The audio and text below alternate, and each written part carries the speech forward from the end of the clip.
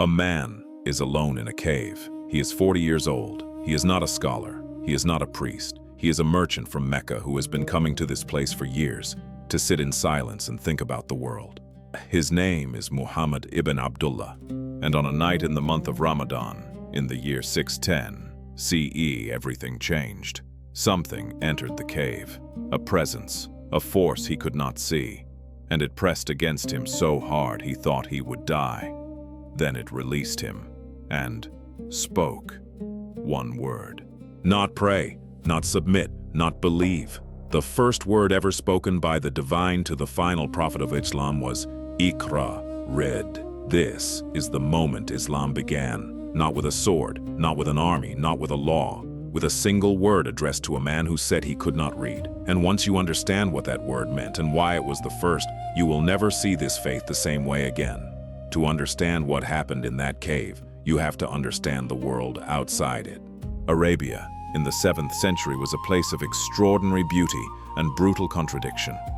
The desert stretched in every direction. The city of Mecca was a trading hub connecting the Byzantine Empire to the north and Yemen to the south. It was also home to the Kaaba, an ancient sanctuary surrounded by hundreds of idols worshipped by dozens of tribes. Mecca was loud with commerce and loud with gods. Into this world Muhammad was born around 570 CE. He was orphaned young. He worked as a merchant. He was known among his people as Al-Amin, the trustworthy. But something in him was unsettled. The idols made no sense to him. The inequalities of his society, the treatment of the poor, the women, the slaves, weighed on him. And so he began retreating to a cave in the mountains outside Mecca, a cave called Hira. The Islamic historian Ibn Ishaq, writing in the 8th century, gives us the earliest and most detailed account of what happened there. Muhammad had developed a habit of spending entire months in contemplation. In the year 610, during Ramadan, the archangel Jibril, Gabriel, came to him. What Jibril pressed upon him was the word Iqra, read, or in some translations, recite. The Arabic root is qara'a, to read, to recite, to proclaim aloud.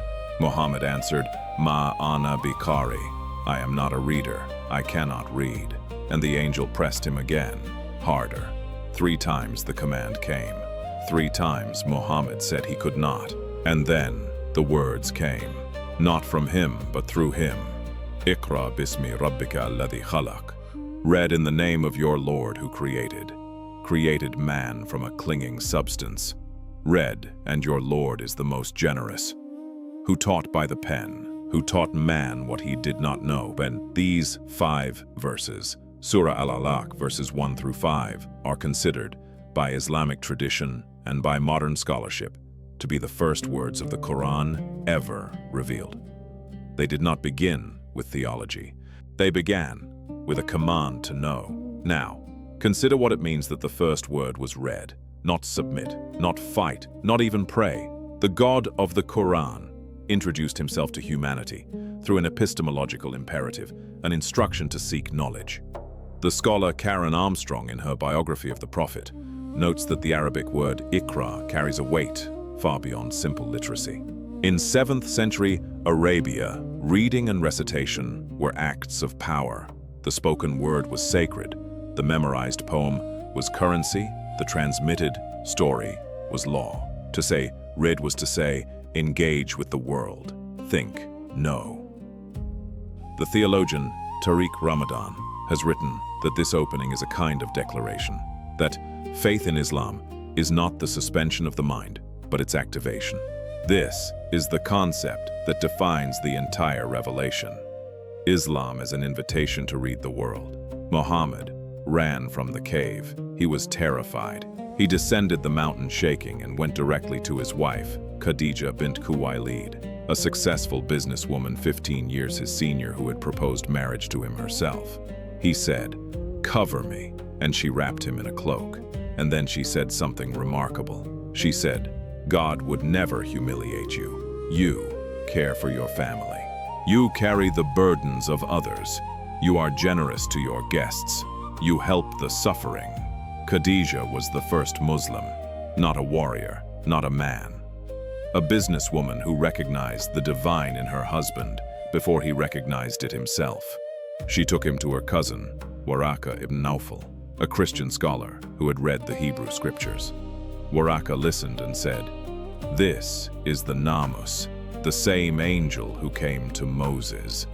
You are the prophet of this people."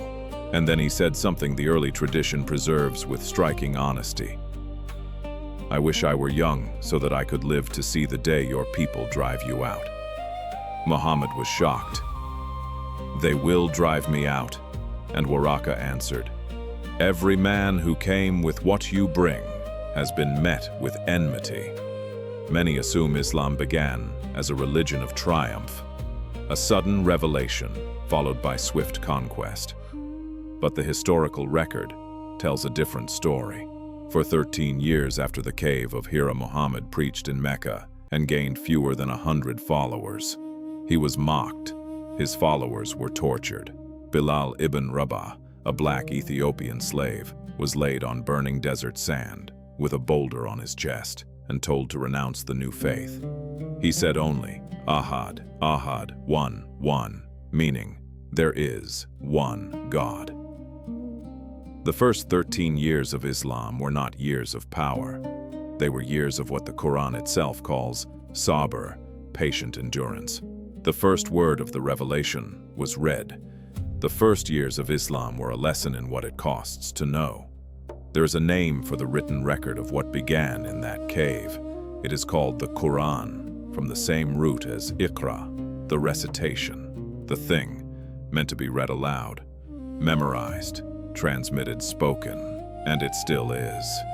Every single day, more than 1 billion people around the world recite the words that came first through that trembling man on a mountain.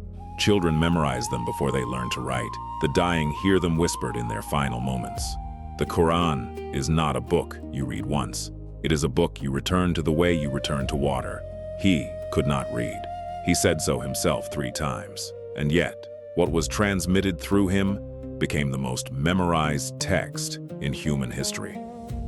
The first word addressed to the last prophet of one of the world's great religions was not about submission or law or war. It was about knowledge.